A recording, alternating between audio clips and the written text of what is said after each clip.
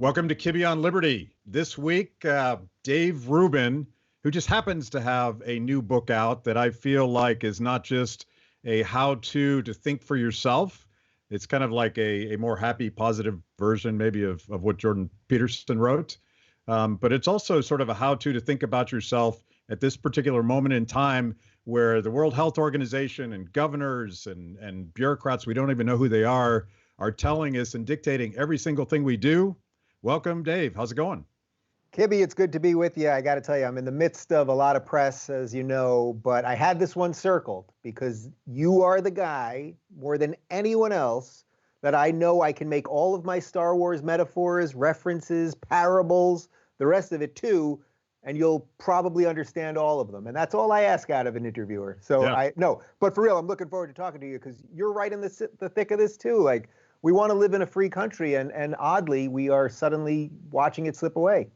Yeah, stranger than fiction. And as I recall, last time you were on the show, we did spend most of the time talking about Star Wars, and I feel like there's some pretty powerful metaphors, and you've been tweeting those at me.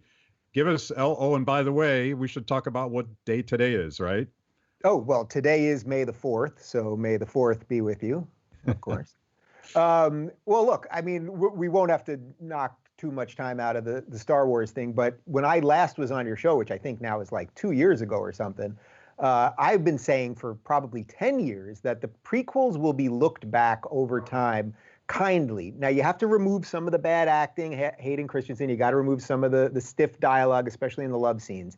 But the core story of an accumulation of power by creating a crisis that then keeps giving more power to the executive branch, Palpatine, as we watch him go from senator to chancellor to supreme leader and the rest of it, is a really, really powerful story. And then the idea of really what happens towards the end of Revenge of the Sith, when the good guys become the bad guys become the good guys, you shut down half the army once you have full power, is a pretty powerful story. And in many ways, how does the Phantom Menace begin? Well, it begins with this trade federation blockade of Naboo. I'm here in California right now where I am under blockade. I cannot go to the beaches. Why am I paying all of these high taxes as the Trade Federation demands to live in Los Angeles if I can't even go to the beach? So obviously I'm being, slightly silly here, but actually not that much. In a way, we get many of our truths as humans are handed down to us through stories, right? So that's what good art is. That's what biblical stories are, if you're a believer in that, or what a good movie can do, or a good book, or the rest of it. So I think we actually are watching something. There's a reason that the prequels are so memeable,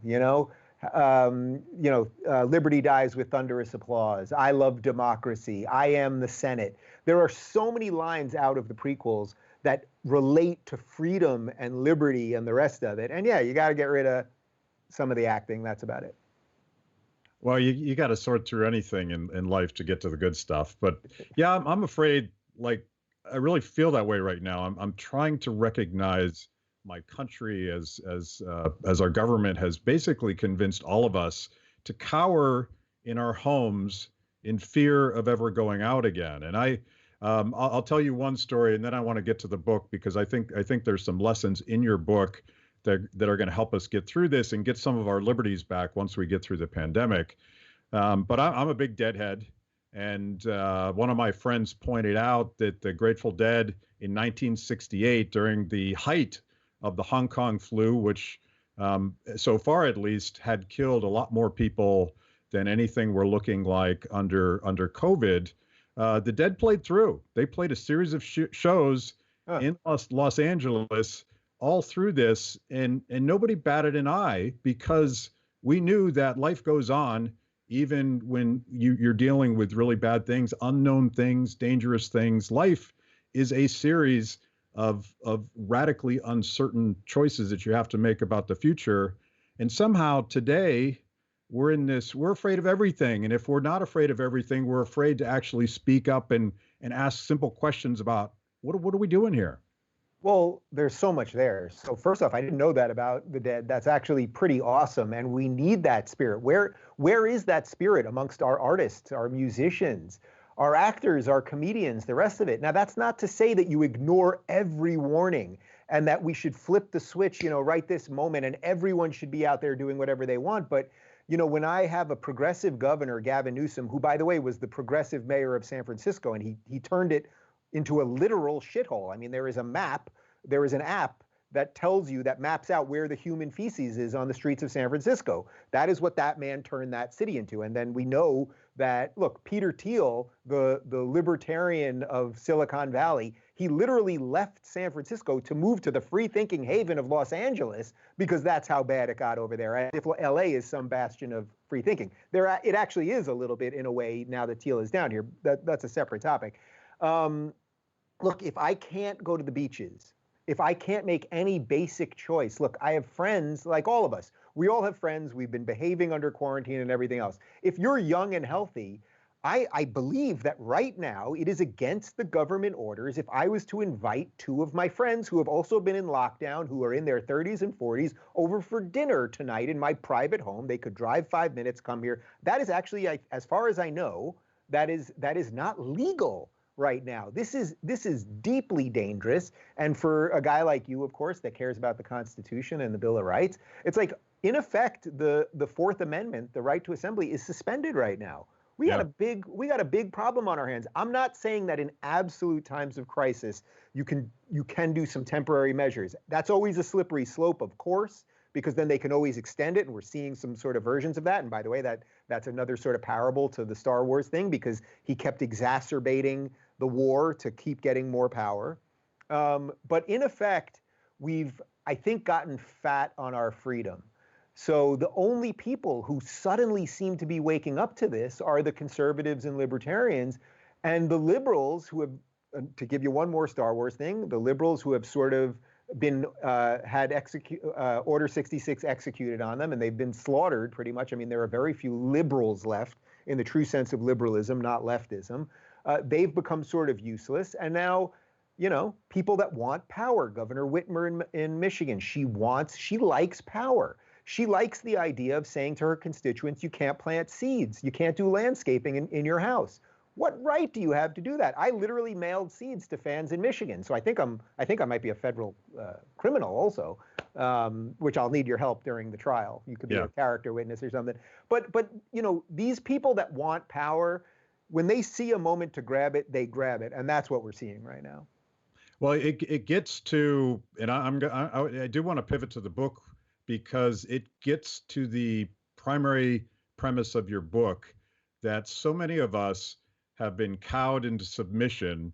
We're afraid to openly state a question or a dissenting opinion, and it seems like right now we're sort of radically locked into this fear, not only of a virus, but a fear that you and I can't question a government order, even though it seems to just throw away the entire Bill of Rights without even a thought.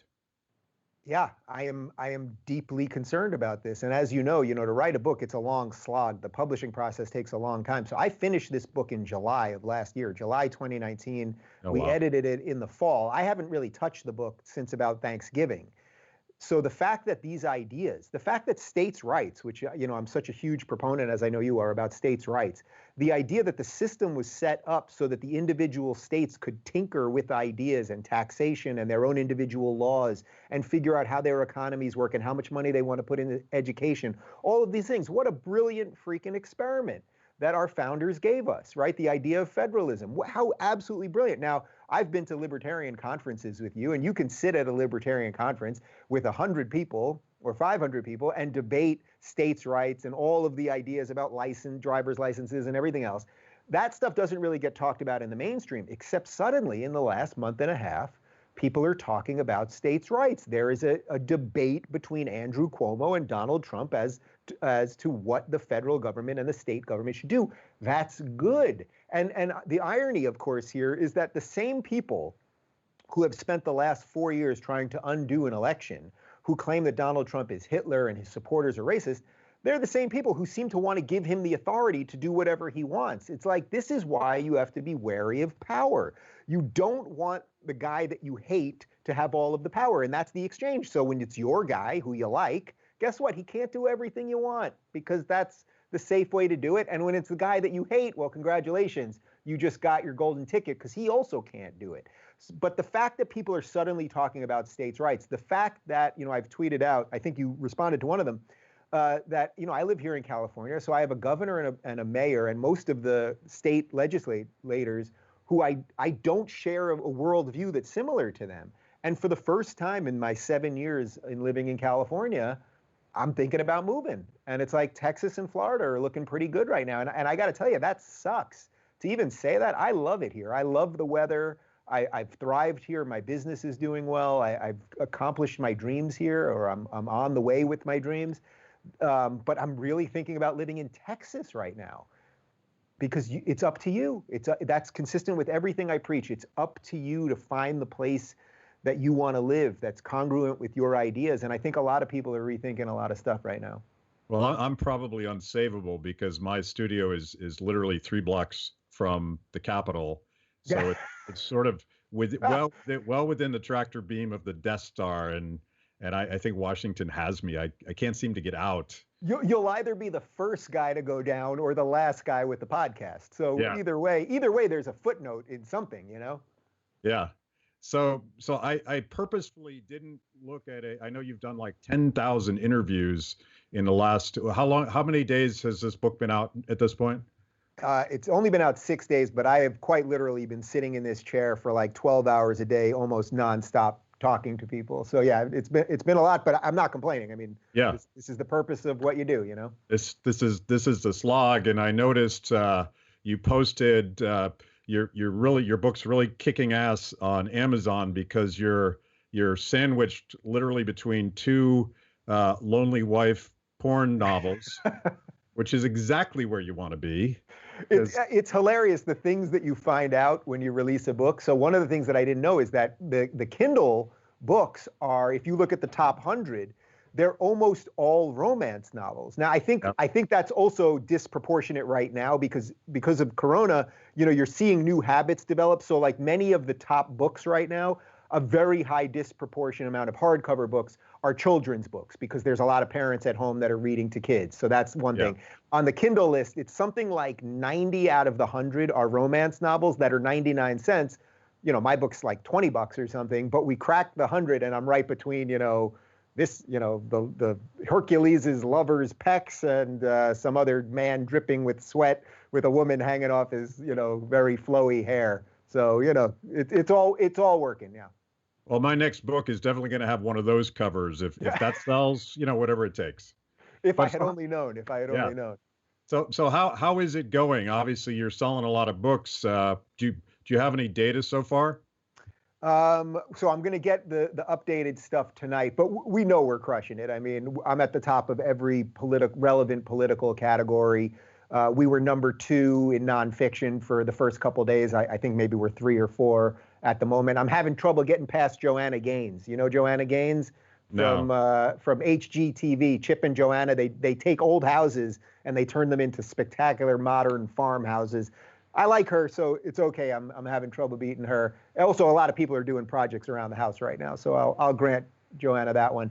But joking aside, I'm thrilled that the ideas that I put forth here, I didn't know Corona was coming, obviously, but the ideas that I put forth here, these are the time-tested, what I really believe are the right ideas. And, to suddenly see people in Michigan standing up, to suddenly see even people in California standing up, to see it throughout the country, these little embers that are happening. And it's like, that's not to say, as I said before, that you just open up and everyone can do everything at once. But it's like, okay, Newsom, you want to shut down the beaches? Then you got to explain to us why you're doing it. You got to explain why it's not okay to say, all right, well, we can only have X amount of people on the beach and we're going to delineate certain areas for different groups. But they don't do any of that because that's not what they're interested in.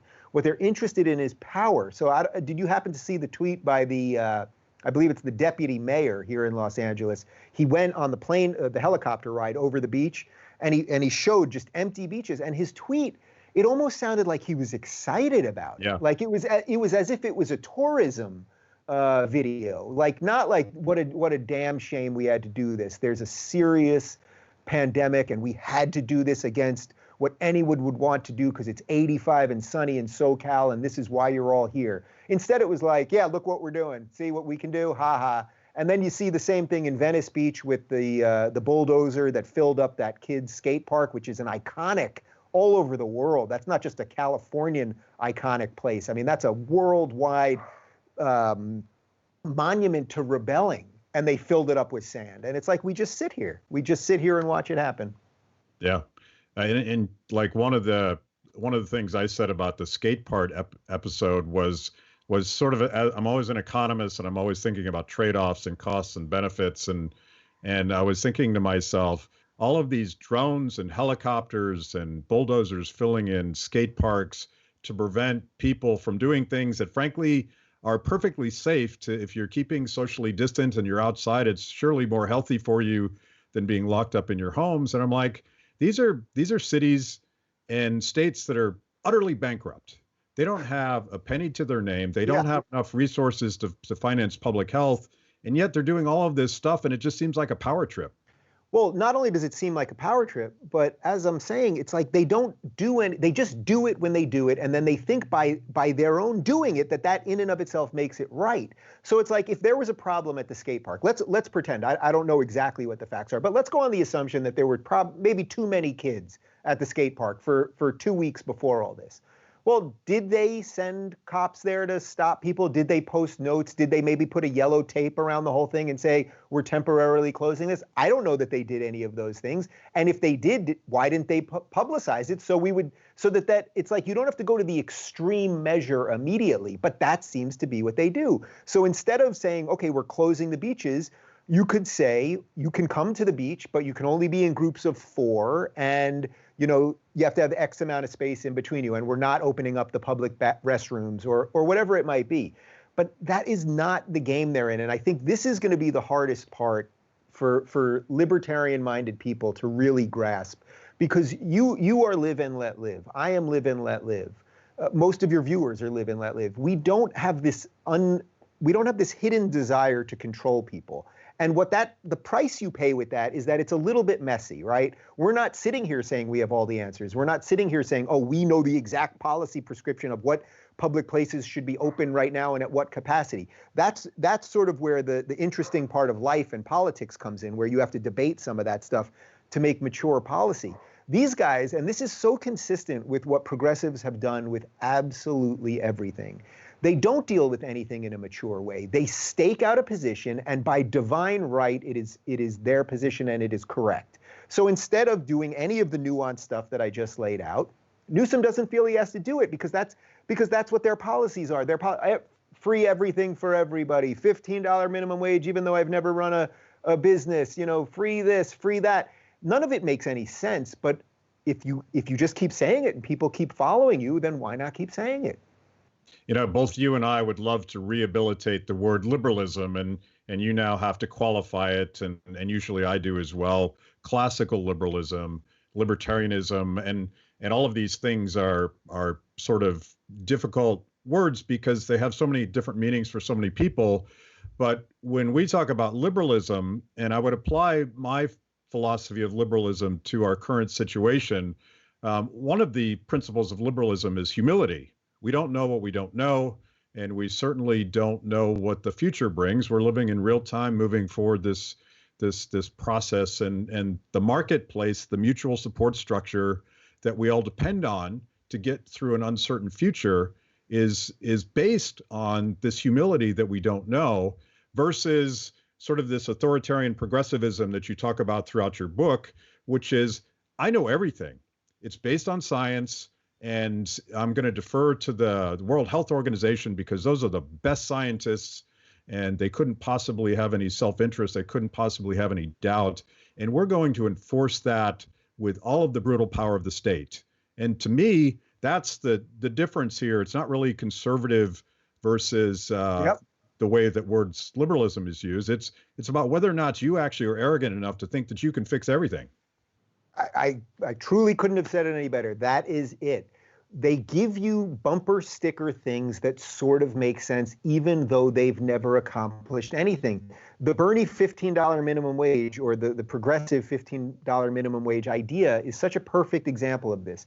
Bernie has never run a small business. I have run a small business. I'm running one right now. We are in no debt. We're actually pretty highly profitable. I hired new people in the midst of coronavirus. I'm very proud of what I've built here. The government has no right to tell me how much I should pay my employees. I happen to pay them quite well because I want them to work hard for me, and they do.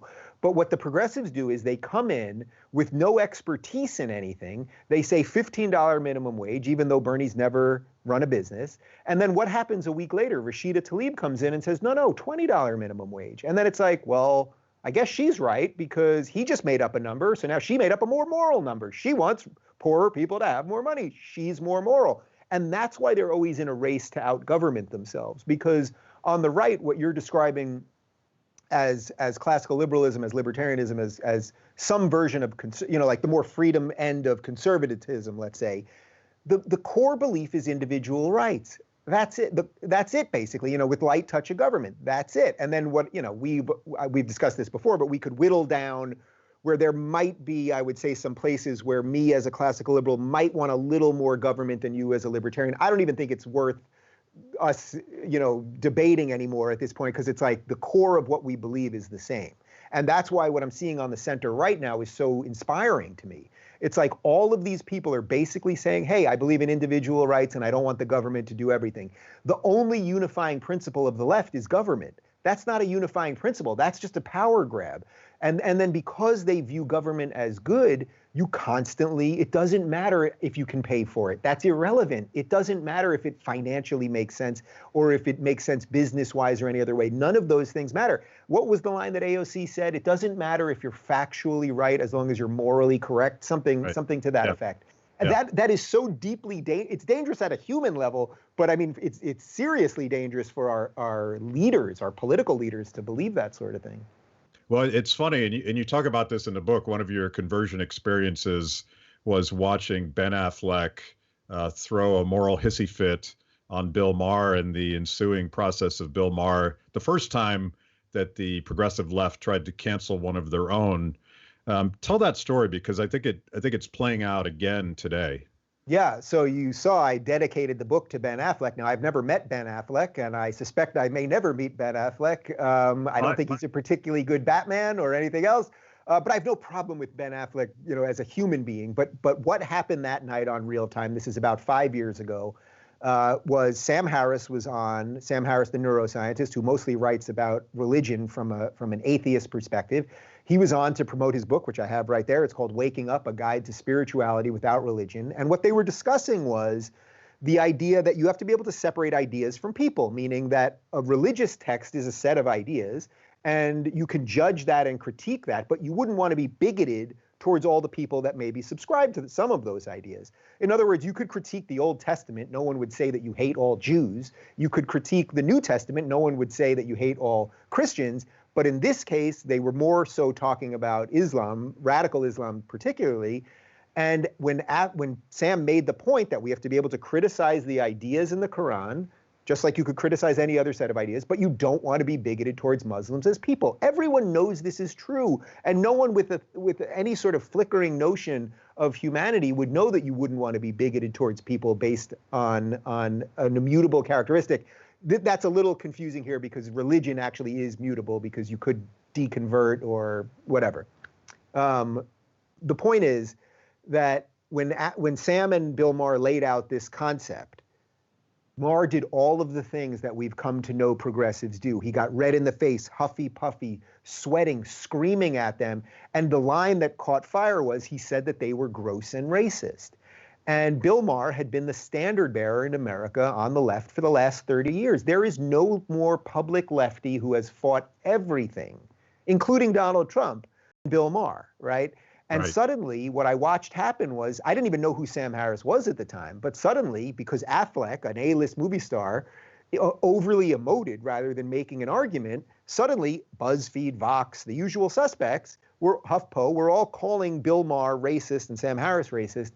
And when I saw that catch fire, it was one of the three moments that I describe in the book as like those click moments for me, where it was like I had been thinking this for a while. I was still on the Young Turks at the time, and I had been thinking it doesn't make sense that everyone we disagree with is a racist and a bigot and a homophobe and the worst people, and they're all sellouts and grifters and blah, and we're so morally right. It's just, the equation is just too easy.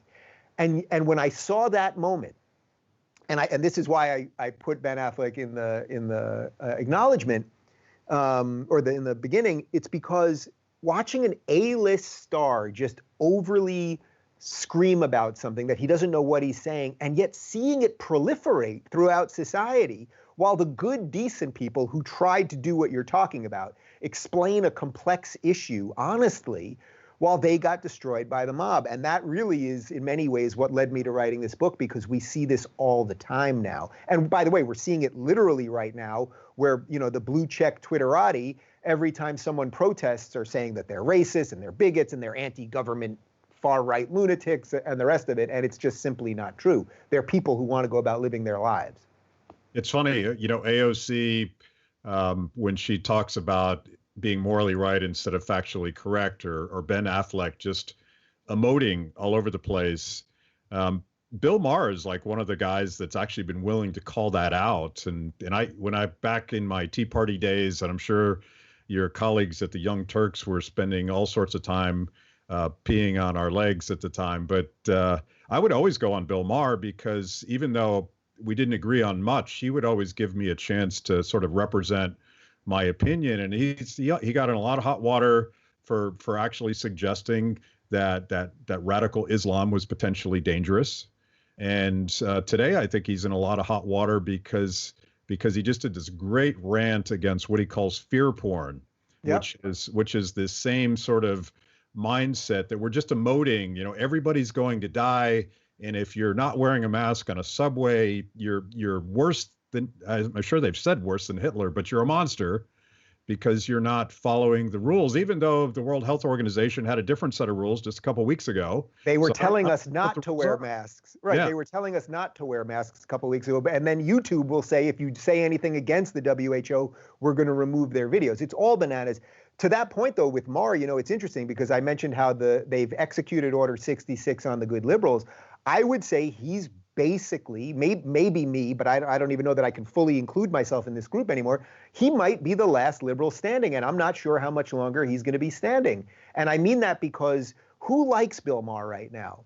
It's conservatives and libertarians, because of exactly what you just said. You disagree on the issues, you know, some of the specific policies or prescriptions, but you know that Bill Maher stands for free speech. You know that Bill Maher stands for the basic fundamental principles of the United States. Now, is Bill Maher way too big government for you? Yeah. Is he way too big government for me? Yeah. Does he seemingly believe in a lot of policies that we don't think work? Yeah. So, but that's different than his core belief as a good liberal. But I would say that there's almost no other liberal left. And I haven't said this publicly yet, but I was supposed to be on the show on May 29th. We just got canceled yesterday because I guess they're not doing as many panels now. They're going to do all the one-on-ones. And I don't know if he didn't think I was worthy of a one-on-one, or maybe it didn't even get to him. I don't want to blame him specifically, but I would love to have that conversation with him, because I think what I would say my difference with him at this point is that he's a good liberal who has sort of been caught in Hollywood nonsense. He wants to be liked by the cool crew, and, you know, he could never be, you know, and it's also, for him, it's about religion also. And he just has this mass aversion to the right because of religion. But I've also seen a huge secular movement starting to rise on the right. You know, Heather McDonald, who I think is one of the great conservative thinkers we have, she's a completely atheist, secular conservative. That's an interesting spot for a conservative to be. But I think what's happened to Maher is he's watched the left be decimated. The left's trying to take him out. But I think because of the religion thing, he just can't quite embrace, say, the more libertarian side. What does the guy want to do? He wants to smoke pot. He wants to hang out at the Playboy Mansion when he can, and the rest of it. Like, he's a libertarian, but I get it. This is a wacky town, LA. Well, but I would love to discuss that all with him. I don't mean any of that to right. besmirch him or even talk behind his back. Like, I genuinely think it would be an interesting conversation. And I've thought about that specifically with him, and I hope you do get on, because I think that would be a good conversation. But in this world of clickbait and fear porn and radical tribalism, particularly on social media, and you talk about this all the time. And the Rubin Report and the intellectual dark web was really a sort of that counter revolution. Is it safe for someone like Bill Maher to have a real conversation? Because it potentially undermines his existing business model, and he's going to have to be willing to believe that there is an audience for open and honest and sometimes really loud disagreements where we could actually argue about ideas again and still respect each other afterwards. So it's a great question, because what you're really asking there is, as we watch television crumble in its final stages, what happens as we've watched the rise of the internet and the last stage of old school television, and even HBO, for as advanced as HBO was, their whole catchphrase for all those years was, it's not TV, it's HBO. But at the end of the day, it's just TV. So when you watch Maher now, and he's out of the studio and he's in his backyard and there is no live audience there, and they put in a laugh track and all of those stuff, it's starting to feel very irrelevant. So I don't know that Bill, at this stage in his life, with the amount of money he has and everything else, like, if I was Bill and it was I saw the end of television nigh, it's like, would I really be like, okay, let me become a podcaster now? It's not that there's a shortage of podcasts of people talking about what they think. If I was Bill Maher, I'd probably be pulling a Who is John Galt and just disappear. Yeah. I suspect that he won't fully do that, but I think we are seeing a transition right now. It's like, look, I'm in my house right now. This is my garage. I have a broadcast quality TV studio, so I was a little ahead of the game on the home studio thing. But what I have here is way better than watching Chris Cuomo climb out of his basement in a WWE sketch, which is all it is. I mean, CNN is just running SNL skits all day. But we're watching mainstream people broadcast out of their kitchens now. And I wonder, at the end of this, it's like, if CNN's looking at the numbers and they're going, holy cow, when we were doing Anderson Cooper show 5 nights a week, we look at the numbers. This thing costs us $3 million a night with all the crew and the unions and the lights and the cameras and da-da-da-da-da. Now he does it off a freaking webcam or like $1,000 setup. And yeah, it's not as flashy and everything else, but like we would be 50 times more profitable the other way. I wonder if any of that stuff is going to come back, because I guarantee you, I don't know what the exact numbers are, but I would bet that 1 year of my show costs less than one night of Anderson Cooper show. And I probably have more, not probably, I definitely have more viewers and listeners. So I think the entire game is about to be flipped here. And by the way, that's great opportunity for free market people, for people that like capitalism and like competition and the rest of it. Yeah. I mean, there are examples of sort of old school cartels, government or otherwise, and I'm never quite sure where the media falls in that government versus private thing anymore. But yeah, one of the upsides is that there's all this radical disruption, and I'm not sure why the media cartel still existed before this crisis, but maybe it's an opportunity. Well, I think the reason it existed is that things don't die quickly. Institutions, we think that, an institution has sort of served its purpose, it kind of gets out of the way, but that's not really how it is. What I would liken this to is sort of like, if you think back to the tar pits, like dinosaurs falling in tar pits, like that's CNN, that's the New York Times. They're stuck in the tar pits now. They've grown too big. They became ideological instead of on a quest for truth. Everyone can see it. The internet exposed all of it. And now really it's like, well, now some sort of smaller, nimble, more evolved dinosaurs are jumping on their backs to get to the other side of the tar pit, and they're just pushing them down on the way. And I would guess that you probably roughly agree with me on this. I wish they were better. I'm not, when I attack CNN, it's like, man, every time before I hit tweet, I'm like, I really wish I didn't have to do this again. I wish the New York Times didn't lie again. But it's like, I'm not a journalist. I don't even consider myself a journalist, But many of us have become journalists in an age where journalists, with air quotes, have ruined journalism. I used to curate a very broad perspective of news sources, and that's what I primarily used Twitter for, was to get all of the perspectives. But I just can't watch CNN anymore, and I can't watch.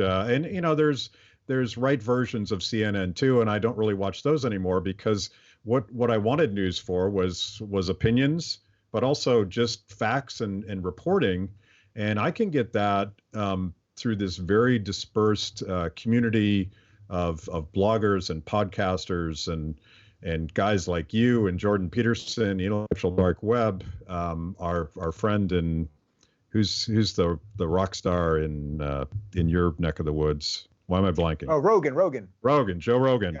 Yeah. I'd rather watch Joe Rogan.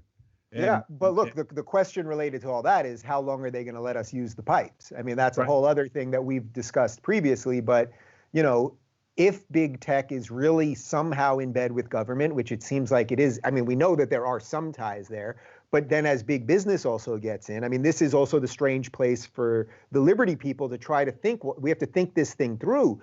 It's like they could shut us all down right now. You know what I mean? Like Viacom or something could put enough pressure on YouTube or, some version of that they could be like, we just don't want all these podcasters out there. I mean, I've been predicting this for a while, but I'm guessing in 2 years, YouTube has gotten rid of almost everybody. It will only be verified sources. They're telling us that is the future of this thing.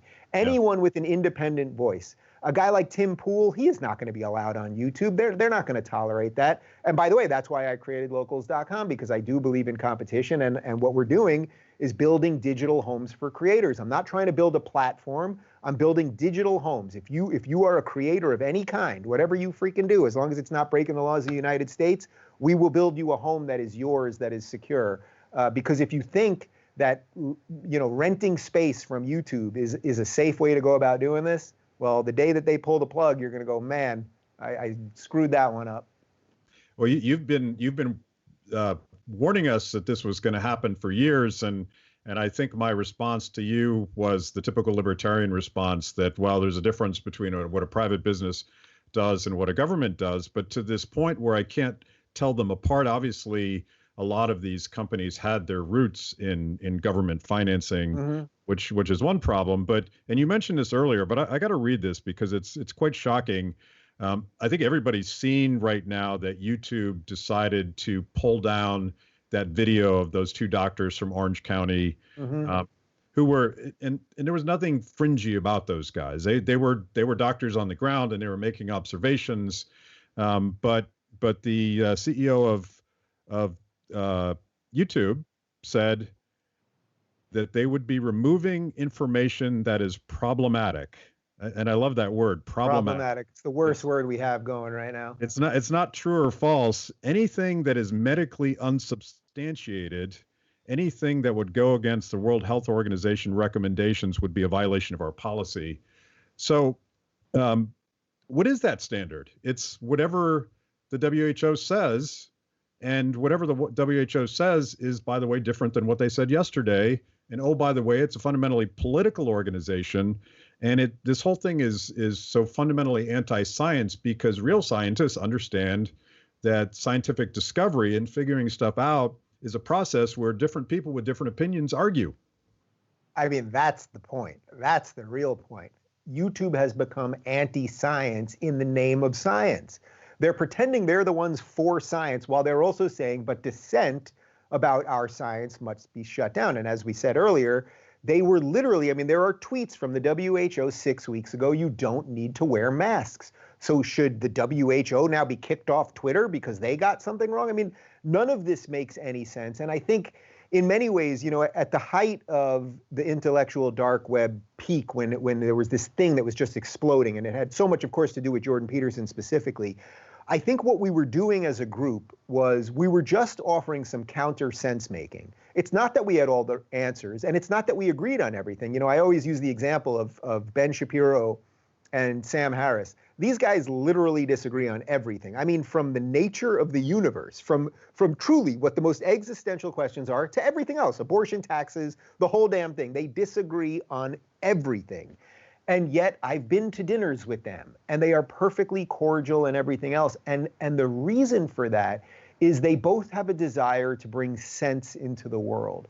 And what I really fear right now is that we don't have sense makers. We've got a couple people trying. I wouldn't even say a couple people. I think there are plenty of people trying. But I think that the order, the establishment, who would you turn to on CNN to make sense of the world? Who would you turn to at the New York Times now to make sense of the world? You can't do it. And just quickly on the cable news thing, all of my hits right now this week when I'm doing all this press, I'm on every single Fox show. I go on every Fox show. I don't do pre-interviews. They let me say whatever I want. They know I make a pro-choice argument in this book. That is like the biggest no-no for conservatives. There are several other things in there that conservatives aren't thrilled about. Not every conservative is thrilled about gay marriage and a series of other things. But Fox lets me do whatever I want. You know how many invites I got from CNN and MSNBC? I bet you can count them without even putting up your hand. 0.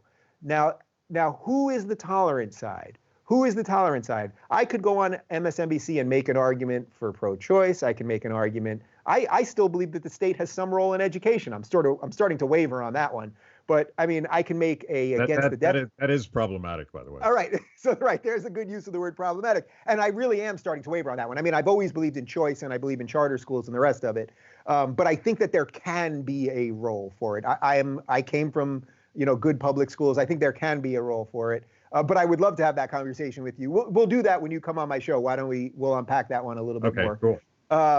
But I think it's like I could make a bunch of what are thought of as standard lefty arguments, but they don't want to hear it because for them, it's check off 10 out of 10 or you're out. And what happens on the right is when Brett Weinstein, lefty, progressive at the most progressive college in America, when he gets attacked, what happened? Who put him on? Tucker Carlson, not Anderson Cooper. And that tells you that something's happening on the right that is basically good. It's not perfect, but it's basically good.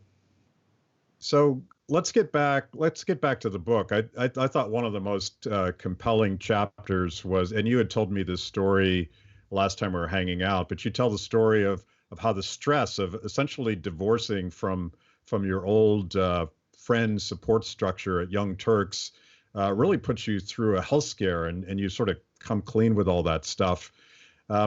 Tell people, like, because we all deal with this, right? And you and I are professionals, and a lot of people shoot at us, and it's not really a big deal. We figured out how to kind of manage that. But what if your uncle won't talk to you anymore? How do you get past that stress? Yeah, I'm glad you're asking, because in many ways that's the core of this thing. The core of this book is I know what will happen to you when you come out, so to speak. When you just say, I think differently than other people, or when you say, I don't purely believe in these 10 things you want me to believe, this is what will happen to you. It's funny, I forgot that when we were, I think we were at a Yale conference that night, and there was a bunch of us sitting around a table, and we were doing our usual, what do libertarians do? We were debating the whole damn thing, and I'm pretty sure driver's licenses did come up, and we were debating everything, and something came up about stress related to all of this. And I had never shown people that picture before, but I think you probably remember, I took my phone out and I showed this picture, and I was missing huge chunks of hair all over my head. And for about a year and a half on the show, I was literally spraying on hair. I was on this horrific experimental medication that caused me to be bloated, and I had huge bags under my eyes. And literally, I kid you not, it's a freaking miracle, but every inch of my body except my face was covered in sores and itchy, and I couldn't be around heat, which is very difficult, obviously, in Los Angeles. So what I had developed was alopecia areata, which is the only thing they can chalk it up to is stress, that your hair follicles, in essence, your white blood cells start attacking your hair follicles. They can't find any other reason other than stress related to this. You may remember an episode of The Simpsons very early on when Marge was losing all of her hair because things were so crazy at home.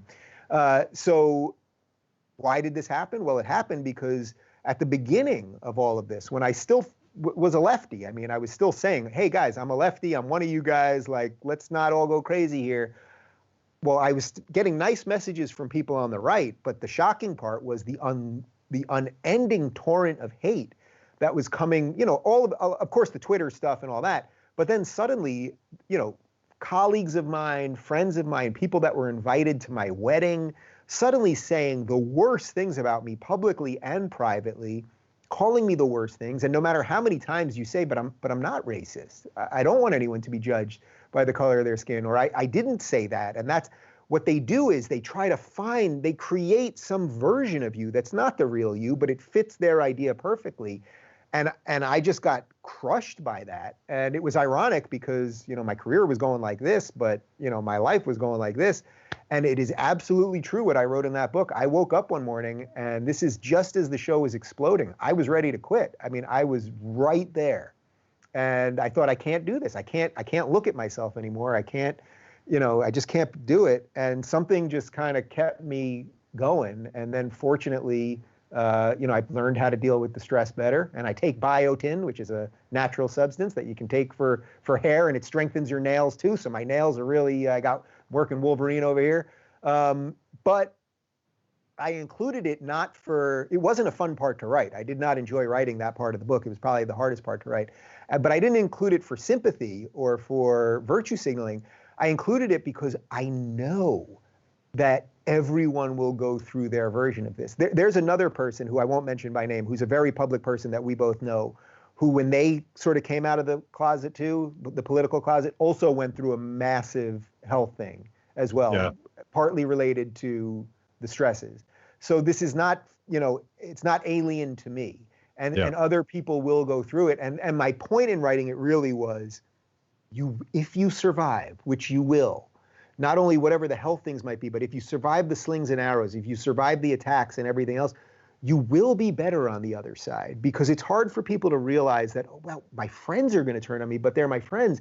But if you are someone who can't share your feelings with your friends, then actually you're not friends. But it's really hard to accept that. And then the other hard part is, if you've spent so much time calling all of these people bigots and racists and the rest of it, and then suddenly they're like this, right? They're welcoming you, and then you have to be able to have a little bit of a mea culpa. You have to be like, wow, you guys aren't what I said, and I know that to be true now. I know that to be true. Why do I have dinner? Well, before lockout, the last guest that I had at my house was Dennis Prager and his wife. Dennis Prager, who they will tell you is a homophobe, and we had him and his wife over for dinner, just the four of us. It's like, it's not true. It's not true.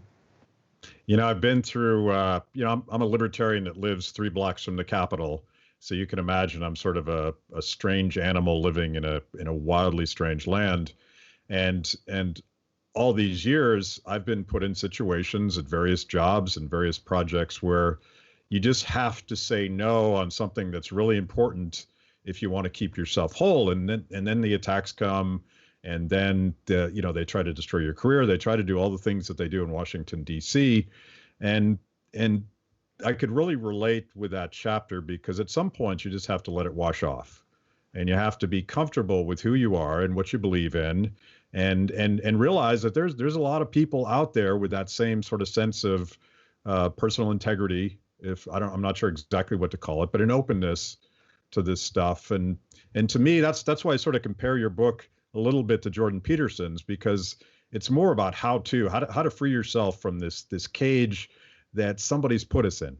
Yeah, well, first off, I really appreciate the comparison. It's not, well, first off, that wasn't intentional, but I do, a few people have said something like that this is sort of the more digestible version, or the one that you can read in a couple days and get those broad ideas. And of course, as chapter 9, it's about finding a mentor. And I talk about my year and a half with Jordan. And it wasn't like we sat down and he was like, I'm the Jedi Knight, you're the Padawan learner. It was osmosis. I spent a year and a half with this guy, watching him through his words and ideas fix the world. The thousands of people that I met, truly met, talked to, who had stopped doing drugs, who were addicted to porn, who had, horrible marriages, were in abusive relationships, everything that you could think of, the entire gamut of bad habits that any of us have, or bad relationships, that through his words in 12 Rules for Life, he had helped people put to bed, or at least gotten them on the right path. And I think the confusion here is, Jordan's going through a bit of a rough time right now. And I think partly, his haters are like, see, he wasn't perfect. He wasn't perfect. And yet he was telling people to fix their lives. And it's like, he never purported to be. He actually was quite open about the fact that he was taking a small amount of an anti-anxiety drug. And in the midst of the tour, try to imagine being this guy. You're a mild-mannered psychology professor and clinical psychologist in Canada. Next thing you know, you are the leading intellectual in the entire world. The fame, the hit pieces, the adulation, the hatred, all of that stuff. I was with him. I think we were in Iowa when we were having lunch, and he got the call that his wife had what they thought at the time was terminal cancer. He lived through all of that stuff. Fortunately, she's okay now, and he will be okay too. But this idea that, you have to be able to separate the art from the artist. He never said he was perfect, but the amount of people that he helped straighten out through that book, and that's his, like, those ideas in 12 Rules, those were a lifetime's worth of psychological and historical knowledge that he handed to people. And I would always say to Jordan, when a show was particularly good, we did about 120 shows. When he would get off stage, if I thought he just crushed it, I would always say to him, Jordan, that show felt thick. And what I meant by that, it was like, if you were listening, it was like you had to like walk through it, and it was hard. It was like walking through mud, because it's not the funnest thing in the world, right, to really get your stuff in order, but it was thick. And if you got to the other side, you would feel accomplished, as opposed to a thin show, which would just be like walking through paper. It just like, you just go right through and there's nothing there. And I think 12 Rules for Life is thick and it's dense and it's worthwhile and all of those things. And by the way, that's why it sold, I think, 7 million copies, something like that. And what I tried to do was take some of the ideas through that, take my story, and explain to people, if this gets you going on your adventure, that's just great. Well, it's a delightful read, specifically because it's not too heavy, and you have a way of translating some really big ideas into easy to digest stuff. And you're also telling a personal story. And these to me are the things that make a good book. Anyone can write a intellectual dissertation or just a screed. But I really enjoyed it. And I'm going to put a little bit of this responsibility on you. You got me fired up. I'm in the middle of this. I'm glad to hear it, man. I'm in the middle of this. I think that what the government is doing to civil society right now is the most tragic thing I've seen in my lifetime. So I'm sort of starting to relive my Tea Party days. I really aspired to have transpartisan conversations and thoughtful dialogue with the other side, but right now I'm just raging against the machine, and I'm afraid that I might piss somebody off somewhere. I don't know. Well, first off, I have no doubt you'll piss somebody off, and that, as I lay out in the book, is not necessarily a problem. I know you know that. But I think for the liberty-minded people right now, for what we've all spent, however many years debating and discussing at the idea level, it seems to me, and I think this is what you're saying, that the rubber is meeting the road right now. Like, it's happening. The stuff that we fear could happen is happening. I live in a state that is run by authoritarians. If I was to go to the beach today, I would either be fined or arrested or reprimanded or something like that, even if I was standing nowhere within 200 yards of another human being. This is the worst sort of authoritarian stuff ever. And just to be clear one more time, because I know someone's going to clip this, that is not to diminish the realities of the coronavirus, but we have to have mature conversations about how to open, as opposed to, oh, we're just closed or we're open. I mean, it was a month ago where they said in California, May 15th. Well, as we do this today, May the 4th, it's like, is there any chance in high hell we're opening in 9 days? Of course not. They didn't close the beaches until 2 days ago.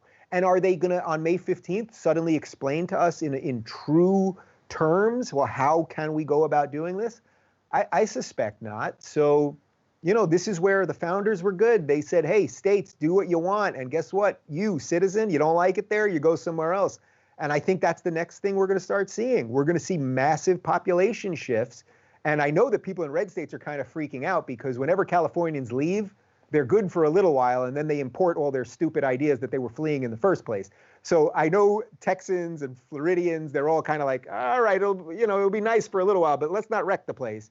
But fortunately, at least in Florida, the no state income tax is actually in their constitution. It would be pretty hard to get rid of.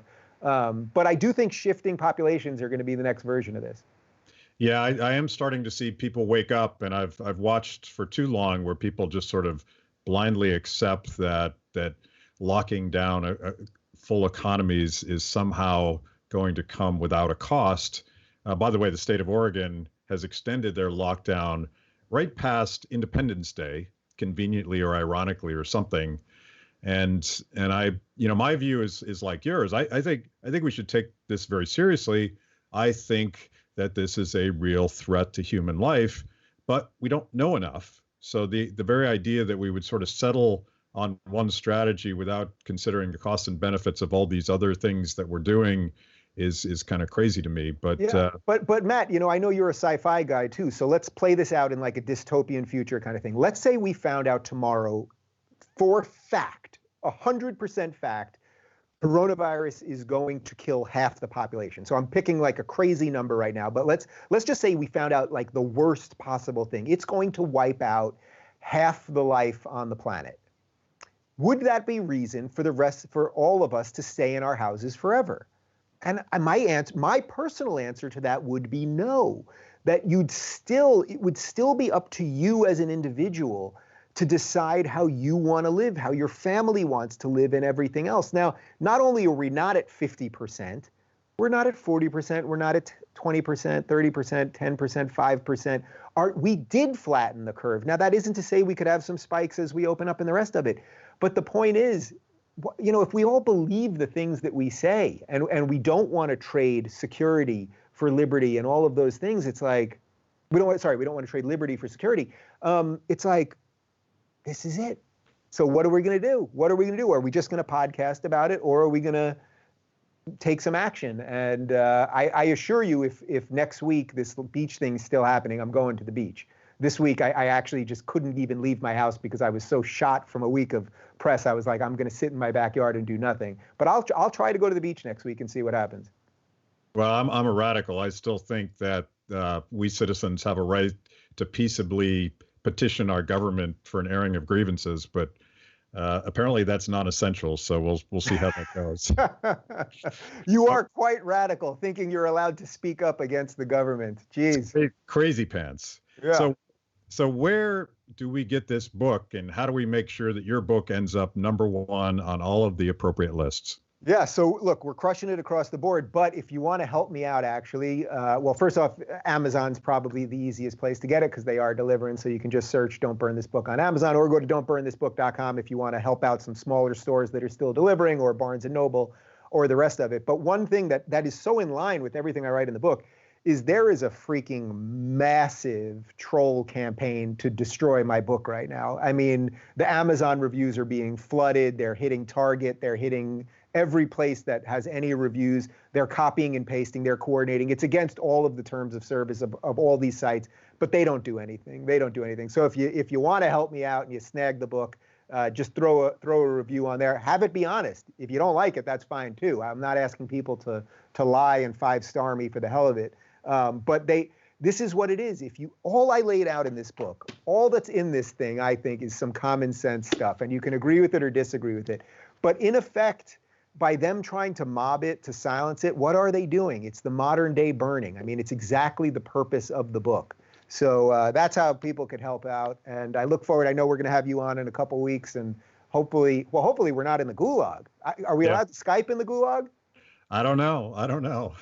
We'll have to find out about that, because I don't know if they're letting people Skype from the gulags, or if one of us is in the gulag, maybe I could Skype you, or we'll have to figure out. Our people will deal with that. Maybe there's Morse code that we can use. I don't know. Okay. Thank you, sir. This has been fun. Thanks, Matt. Enjoyed it.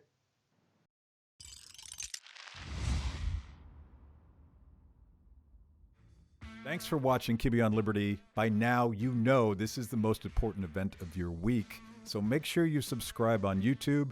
Click the little bell so you get notifications. Kibbe on Liberty, mostly honest conversations with mostly interesting people.